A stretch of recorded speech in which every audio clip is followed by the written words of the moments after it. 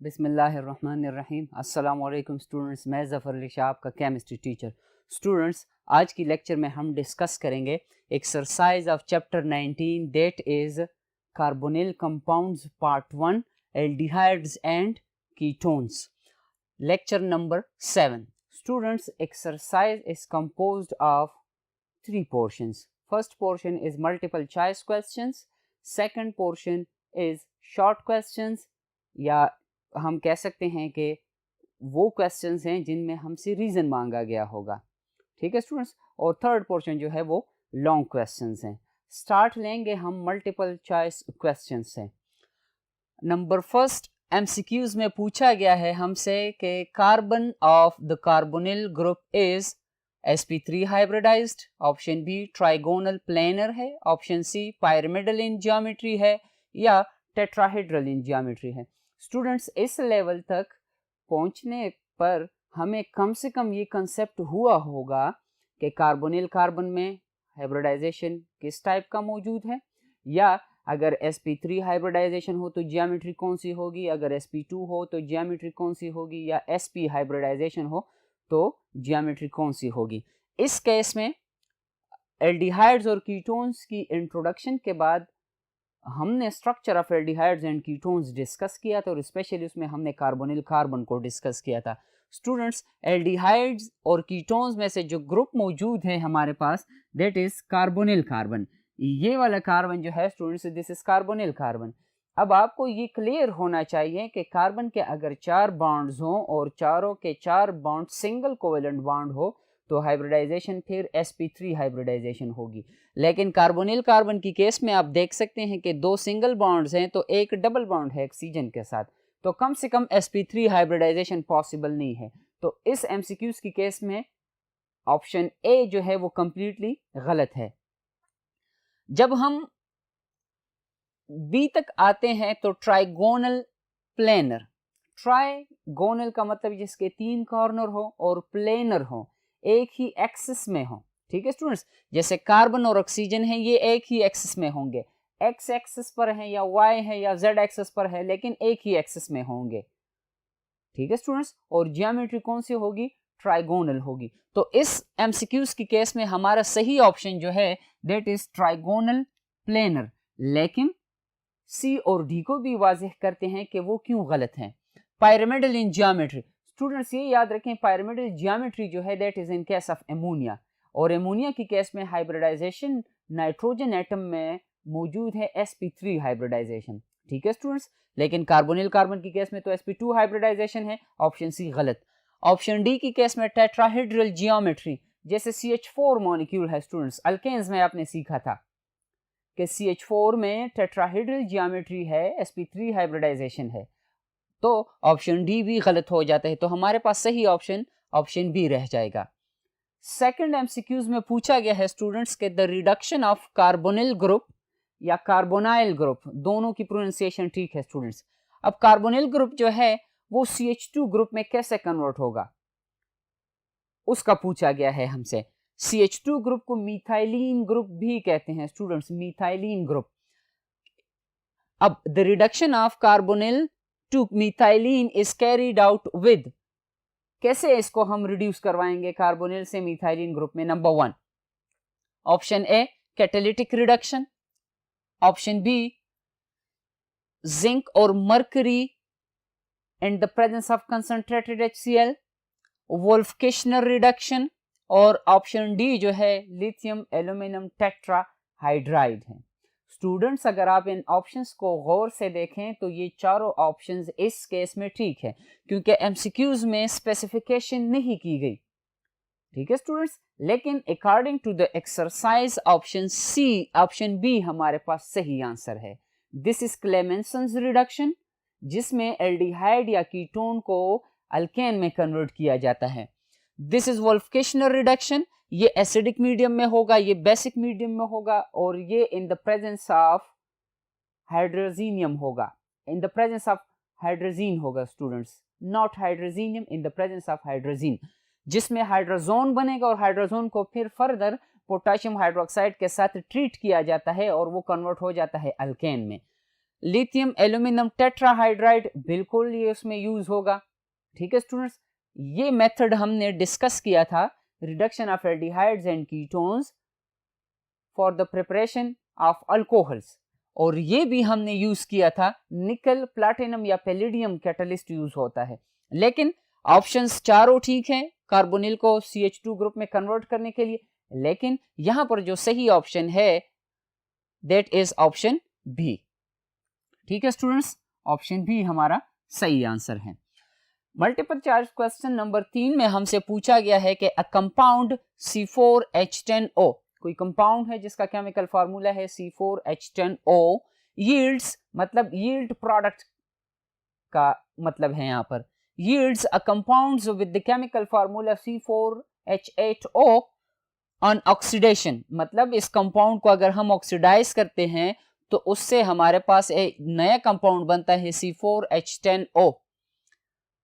हमसे पूछा गया है कि ये कौन सा कंपाउंड है C4H10O। तो स्टूडेंट्स अपनी आसानी के लिए पहले 4 कार्बन से ड्रॉ करें, यहां पर 1 2 3 एंड 4। ठीक है स्टूडेंट्स, अब चारों कार्बन में से सिंगल बॉन्ड लगा लें आप, 1 2 3।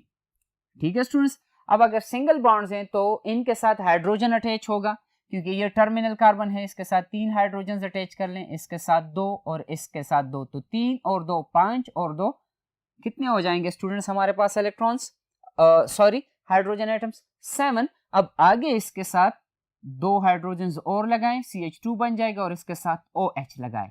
अब ये जो केमिकल फार्मूला लिखा गया है स्टूडेंट्स इन ब्लैक कलर, इसमें आप देख लें, गिन लें, 1 2 3 4 कार्बन एटम्स, 4 कार्बन एटम्स, फिर 3 हाइड्रोजन, 2 5 हो जाएंगे, 2 7 और 2 9 और ये 10 हो जाएगा, तो 10 और सिंगल ऑक्सीजन।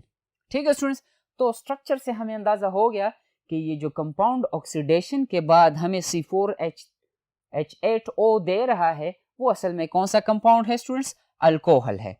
तो एल्डिहाइड भी नहीं है, अल्कोहल का ऑप्शन सही है इस केस में, कीटोन भी नहीं है, और एन एसिड वो जनरल बात की गई है, हो सकता है कि कार्बोक्सिलिक एसिड की बात की जा रही हो, एसिड में कार्बोक्सिलिक एसिड में कम से कम 2 ऑक्सीजन होने चाहिए। ठीक है स्टूडेंट्स, अब क्वेश्चन 4 में पूछा गया है हमसे कि formaldehyde HCHO, formaldehyde give an addition या an additive product with methyl magnesium iodide which on hydrolysis gives. इस क्वेश्चन में ये पूछा गया है स्टूडेंट्स के जब एल्डिहाइड और एल्डिहाइड में specially formaldehyde, students this is the chemical formula of formaldehyde HCOH या HCHO, या इसको हम ऐसे भी लिख सकते हैं।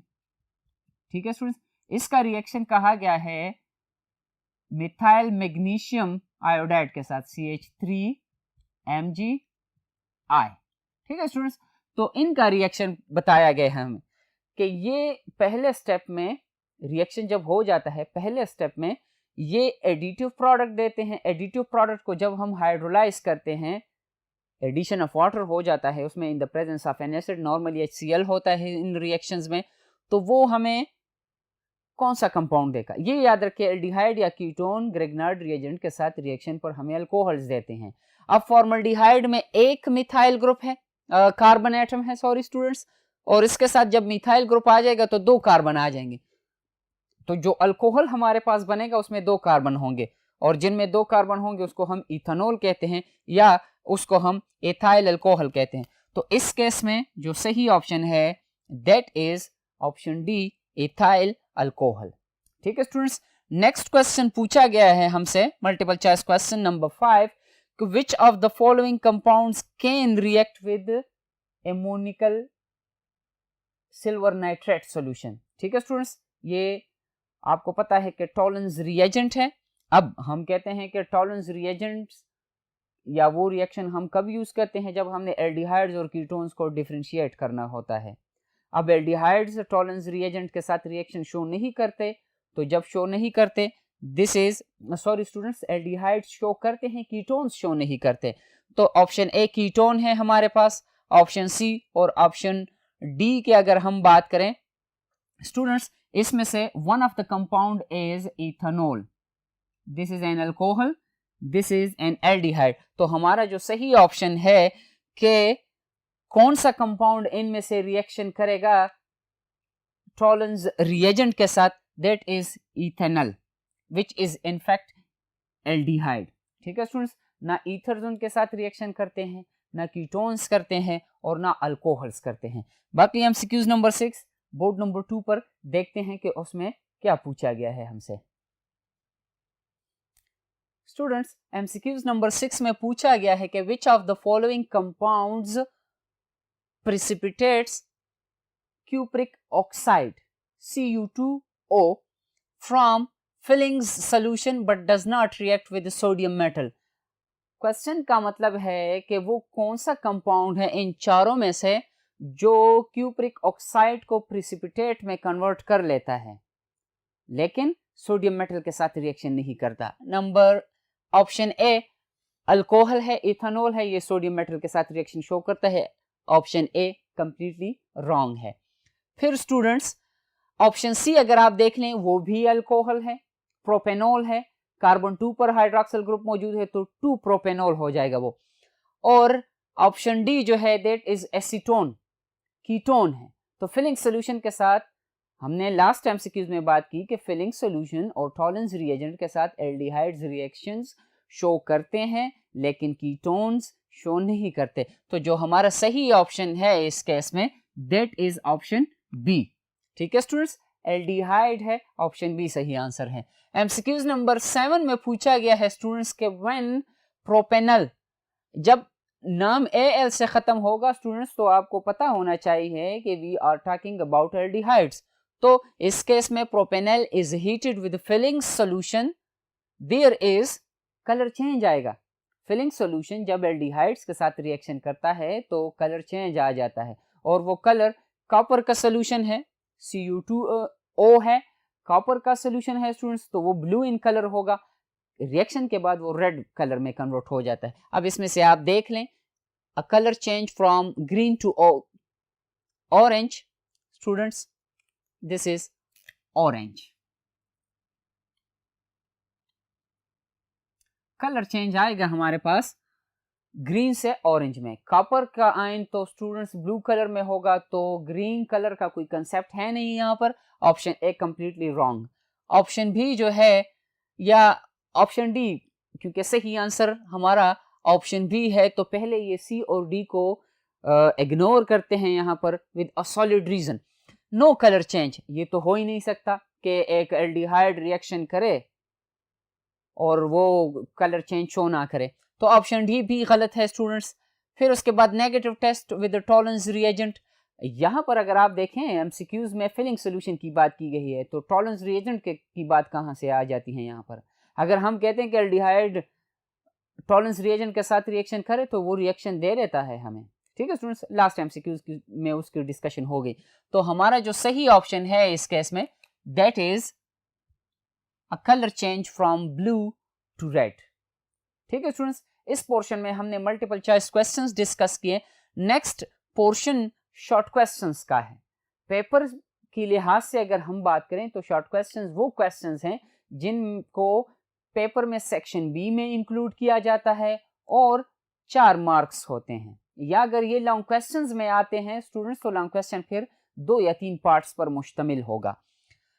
फर्स्ट एमसीक्यूज में पूछा गया है, शॉर्ट क्वेश्चन में स्टूडेंट्स पूछा गया है हमसे कि aldehydes contains the carbonyl group.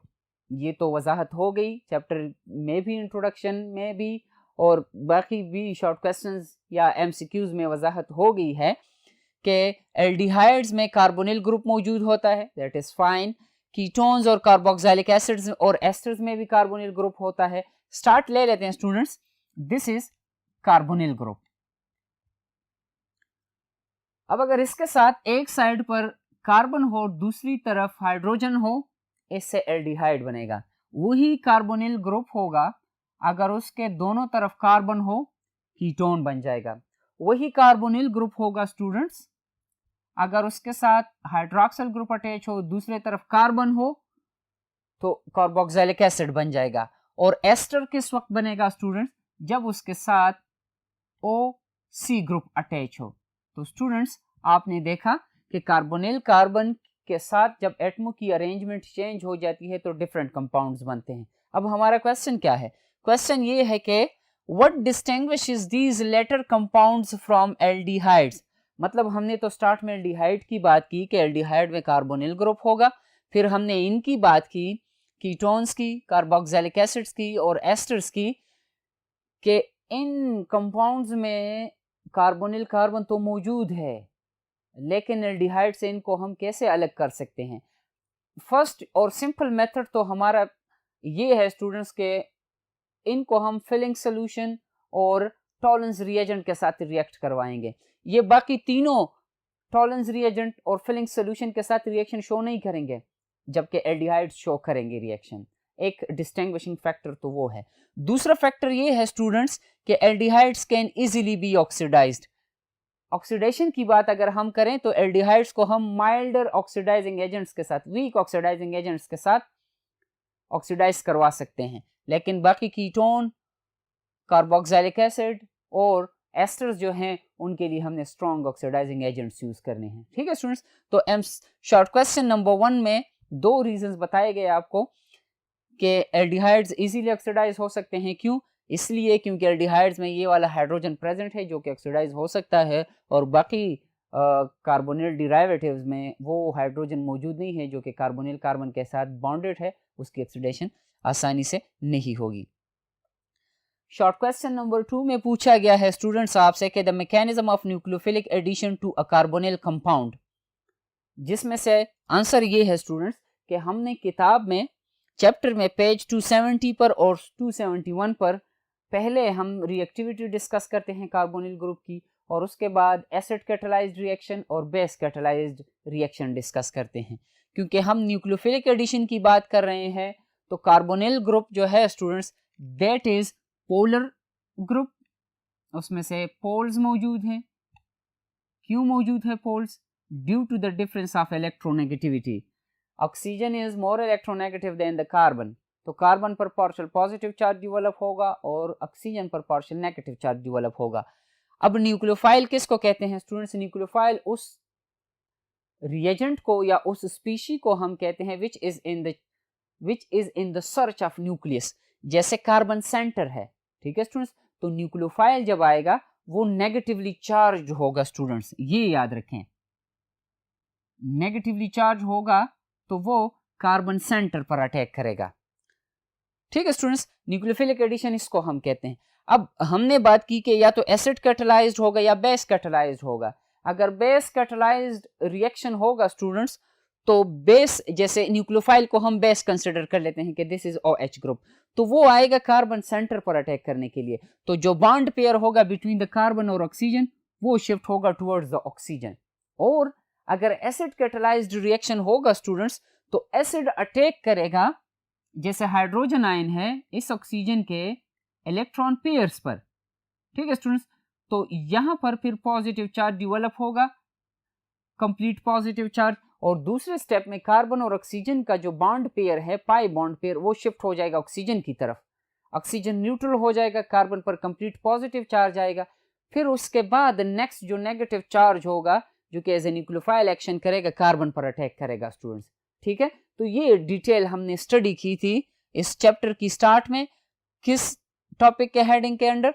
Nucleophilic addition to carbonyl group, जिसमें हमने एसिड और बेस कैटालाइज्ड रिएक्शन डिस्कस करने थे या डिस्कस किए थे। क्वेश्चन नंबर 3 बोर्ड नंबर 3 पे है स्टूडेंट्स, डिस्कस कर लेते हैं।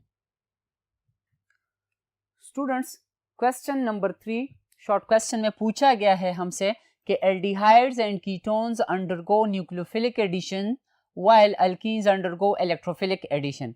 पहले तो क्वेश्चन में जो टर्मिनोलॉजीज इस्तेमाल की गई हैं स्टूडेंट्स वो आपको क्लियर होनी चाहिए। न्यूक्लियोफिलिक एडिशन का मतलब ये है उसमें न्यूक्लियोफाइल होगा, वो species which is in the search of positive charge.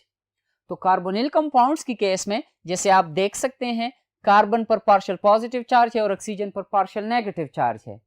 Carbon centre पर पॉजिटिव चार्ज है तो ये एज एन इलेक्ट्रोफाइल एक्शन कर सकता है, इलेक्ट्रॉन की सर्च में जा सकता है, और जो इसके साथ बॉन्ड बनाने के लिए आएगा तो वो न्यूक्लियोफाइल होगा स्टूडेंट्स। जैसे जनरली हम लिखते हैं Nu, न्यूक्लियोफाइल, नेगेटिव चार्ज है या इलेक्ट्रॉन रिच सेंटर है, तो ये न्यूक्लियोफाइल आएगा कार्बन के साथ बॉन्ड बनाने के लिए। इसको हम न्यूक्लियोफिलिक एडिशन रिएक्शन कह सकते हैं, बल्कि कहते हैं। और अल्कीन्स की अगर हम बात करें तो वहां पर कार्बन कार्बन डबल बॉन्ड है, और वो डबल बॉन्ड जो है उसमें इलेक्ट्रॉन जो है वो लोकलाइज्ड है। ठीक है स्टूडेंट्स, वहां पर पॉजिटिव और नेगेटिव चार्ज का कंसेप्ट है ही नहीं। क्यों नहीं है स्टूडेंट्स? इसलिए क्योंकि दोनों कार्बन सेम हैं और दोनों कार्बन में इलेक्ट्रोनेगेटिविटी डिफरेंस है ही नहीं। तो जब इलेक्ट्रोनेगेटिविटी डिफरेंस नहीं है तो दोनों कार्बन इलेक्ट्रॉन पेयर को सेम पावर के साथ अट्रैक्ट कर रहे हैं।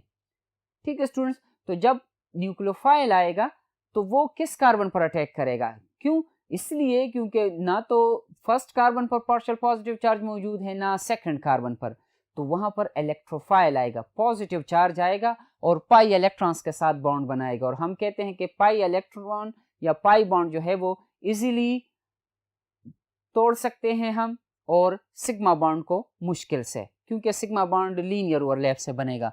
स्टूडेंट्स, तो जब इलेक्ट्रोफाइल आएगा, ई पॉजिटिव से हम रिप्रेजेंट करेंगे, तो वो अल्कीन्स के साथ एडिशन रिएक्शन शो कर सकता है। रीजन आपके साथ डिस्कस किया गया स्टूडेंट्स, टेक्स्ट में इस पर एक्सप्लेनेशन ऑलरेडी दी गई है, टेक्स्ट रीड कर लें, इंशाल्लाह आपको समझ आएगी। क्वेश्चन नंबर 4 में पूछा गया है कि aldehydes are oxidised easily than ketones. उसका सिंपलेस्ट रीजन क्वेश्चन नंबर 2 में भी हमने डिस्कस किया, यहाँ पर भी एक्सप्लेनेशन करते हैं स्टूडेंट्स के due to the presence of hydrogen attached to carbonyl carbon. Carbonyl carbon के दोनों तरफ अगर कार्बन मौजूद हो स्टूडेंट्स तो फिर उससे कीटोन बनेगा, या कार्बन कोई कार्बन बेस्ड डिराइवेटिव हो। और अगर एक तरफ कार्बन हो दूसरे तरफ हाइड्रोजन हो तो वही हाइड्रोजन जो है वो इजीली ऑक्सीडाइज हो सकता है, वाइल कीटोन्स में वो हाइड्रोजन मौजूद नहीं है, तो उसके लिए फिर स्ट्रॉन्ग ऑक्सीडाइजिंग कंडीशंस लाजमी है। तो एल्डिहाइड्स की केस में हम कहते हैं कि माइल्डर ऑक्सीडाइजिंग एजेंट्स, और कीटोन्स की केस में हम कहते हैं स्ट्रॉन्ग ऑक्सीडाइजिंग एजेंट्स, जैसे potassium permanganate in the presence of sulphuric acid या नाइट्रिक एसिड, और इसी तरह potassium dichromate K2Cr2O7। Question number 5 में पूछा गया है स्टूडेंट्स कि ketones are somewhat less reactive than aldehydes. उसके दो रीजंस हमने डिस्कस किए थे under the heading of reactivity of carbonyl carbon या कार्बोनिल ग्रुप। ठीक है स्टूडेंट्स, दो रीजंस ये थे कि स्टीरिक हिंड्रेंस है उसमें से, और दूसरा इलेक्ट्रॉनिक इफेक्ट है। स्टूडेंट्स, अगर हम एल्डिहाइड और कीटोन की स्ट्रक्चर को कंपेयर करें, दिस इज कार्बोनिल कार्बन, अगर इसकी तरफ दोनों तरफ कार्बन मौजूद हो तो इससे कीटोन बन जाएगा, और अगर कार्बोनिल कार्बन के एक तरफ हाइड्रोजन है और दूसरी तरफ कार्बन है तो वो एल्डिहाइड होगा। तो स्टूडेंट्स, जब पार्शियल पॉजिटिव चार्ज डेवलप होगा कार्बोनिल कार्बन पर इन केस ऑफ एल्डिहाइड्स, तो ये जो मिथाइल ग्रुप इसके साथ बॉन्डेड है तो ये इलेक्ट्रॉन डोनेटिंग इंडक्टिव इफेक्ट की वजह से कार्बन के पार्शियल पॉजिटिव चार्ज को कम करेगा। मैं रिपीट कर रहा हूं स्टूडेंट्स, कार्बोनिल ग्रुप पर जो कार्बन मौजूद है वहां पर उस पर जो पार्शियल पॉजिटिव चार्ज है ड्यू टू इलेक्ट्रोनेगेटिविटी डिफरेंस, वो पार्शियल पॉजिटिव चार्ज कम होगा मिथाइल ग्रुप की वजह से। मिथाइल ग्रुप क्या करेगा? अपने इलेक्ट्रॉन पेयर को डोनेट करेगा। अब कीटोन्स में भी यही प्रोसेस है स्टूडेंट्स, लेकिन कीटोन में दो मिथाइल ग्रुप्स हैं और एल्डिहाइड्स में सिंगल है, तो कीटोन पॉजिटिव चार्ज को ज्यादा हद तक कम कर सकता है, लेकिन एल्डिहाइड्स कम हद तक पॉजिटिव चार्ज को कम कर सकता है। इसलिए एल्डिहाइड ज्यादा रिएक्टिविटी शो करेंगे। जब न्यूक्लियोफाइल आएगा वो आसानी से अटैक कर सकेगा कार्बन सेंटर पर एल्डिहाइड्स की केस में, ना कि कीटोन्स की केस में। और दूसरा इफेक्ट जो है स्टीरिक हिंड्रेंस। अब कार्बोनिल कार्बन के दोनों तरफ बल्कि ग्रुप्स अटैच हैं स्टूडेंट्स, जो साइज में बड़े हैं। जब न्यूक्लियोफाइल आएगा तो वो इन मिथाइल ग्रुप्स की रिपल्शन की वजह से कार्बोनिल कार्बन तक नहीं पहुंच सकते, लेकिन एल्डिहाइड की केस में एक तरफ हाइड्रोजन है जो कि छोटा है साइज में, वो इसी तरह की रिपल्शन काज नहीं कर सकता, तो एल्डिहाइड्स रिएक्टिविटी ज्यादा शो करेंगे।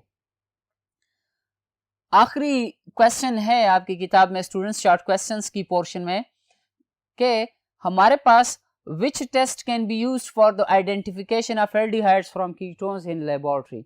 हम लैब में एल्डिहाइड्स और कीटोन्स को कैसे एक दूसरे से अलग करेंगे, डिफरेंशिएट करेंगे। उसके लिए आपकी किताब में चैप्टर की आखिर में टॉलरेंस टेस्ट और फिलिंग्स टेस्ट यूज किया गया है। ठीक है स्टूडेंट्स, टॉलरेंस टेस्ट को हम सिल्वर मिरर टेस्ट भी कह सकते हैं, कि जब हम टेस्ट ट्यूब में एल्डिहाइड ले लेते हैं और उसके साथ एमोनिकल सिल्वर नाइट्रेट का सोल्यूशन ऐड कर लेते हैं स्टूडेंट्स, तो यहाँ पर जो सिल्वर आयंस हैं वो रिड्यूस हो जाएंगे।